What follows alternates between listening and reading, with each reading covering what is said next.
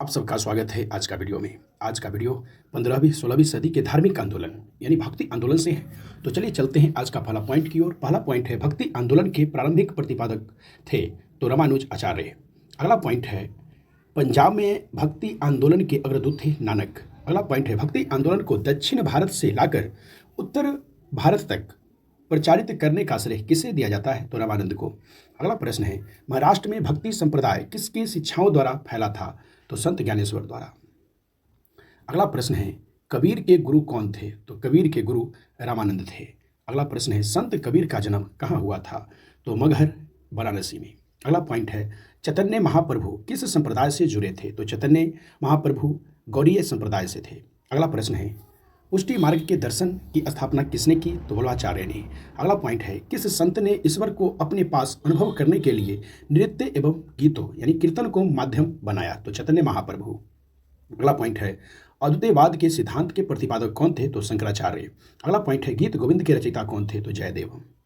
अगला पॉइंट है भक्ति आंदोलन के दौरान असम में किसने इस आंदोलन का प्रतिनिधित्व किया तो शंकर देव ने।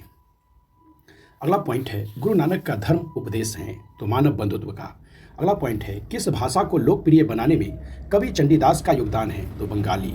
अगला पॉइंट है भक्ति को दार्शनिक आधार प्रदान करने वाले प्रथम आचार्य थे तो रामानुज आचार्य। अगला प्रश्न है महापुरुषीय धर्म यानी एक शरण संप्रदाय के संस्थापक तो शंकरदेव।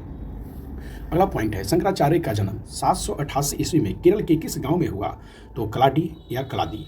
अगला पॉइंट है भक्ति आंदोलन का प्रारंभ किस ने किया था तो अलवर नैनार संतों द्वारा। अगला पॉइंट है रामानुज के अनुयायियों को कहा जाता था वैष्णव। अगला पॉइंट है आदि शंकर जो बाद में शंकराचार्य बने उसका नाम हुआ था यानी नाम नहीं जन्म हुआ था तो केरल में, यानी आदि शंकर जो शंकराचार्य बने उनका जन्म हुआ था केरल में। अगला पॉइंट है बीजक की रचयिता कौन है तो कबीर, यानी बीजक के रचयिता तो कबीर हैं। अगला पॉइंट है प्रसिद्ध भक्त कवित्री मीराबाई के पति का नाम था राजकुमार भोजराज। अगला पॉइंट है बुद्ध और मीराबाई के जीवन दर्शन में मुख्य साम्य था संसार दुखपूर्ण है। अगला पॉइंट है ब्रह्म सत्य है और जगत मिथ्या भ्रम या माया यह किसकी उक्ति है तो शंकराचार्य के।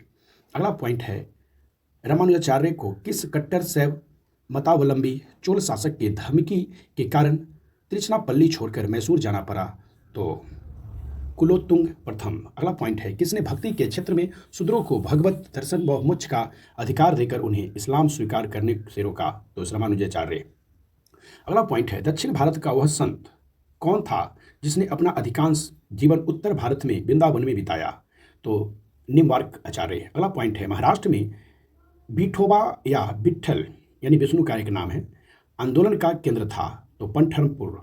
अगला पॉइंट है किसने भगवत गीता पर भावार्थ दीपिका नाम से एक बृहद टीका मराठी में ज्ञानेश्वरी के नाम से जाना जाता है तो ज्ञानदेव।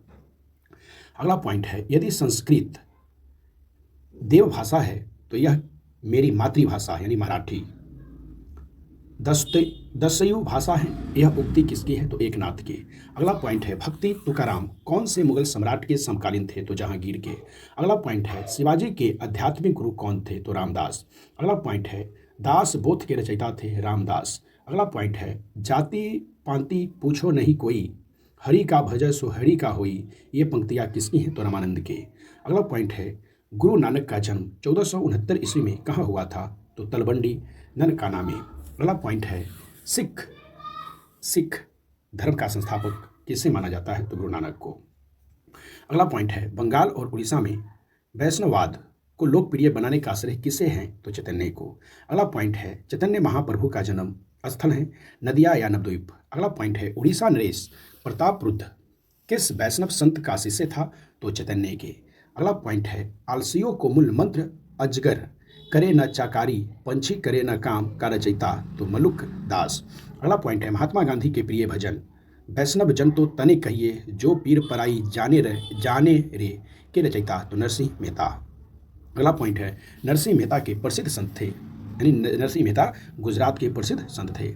अगला पॉइंट है मुगल शासक मोहम्मद शाह रंगीला किस संप्रदाय का अनुयायी था तो शिव नारायण के। अगला पॉइंट है और आज के लास्ट है असम का चैतन्य किसे कहा जाता है तो शंकरदेव को। अगर आप चैनल पे नए हैं तो चैनल को सब्सक्राइब कर लें, या फेसबुक पेज पर देख रहे हैं तो पेज को फॉलो कर लें, ताकि आपको बीपीएससी और बिहार दरोगा का सिलेबस कंप्लीट हो सके। चलिए फिर मिलेंगे अगले टॉपिक के साथ अगले वीडियो में। आज के लिए इतना ही, धन्यवाद।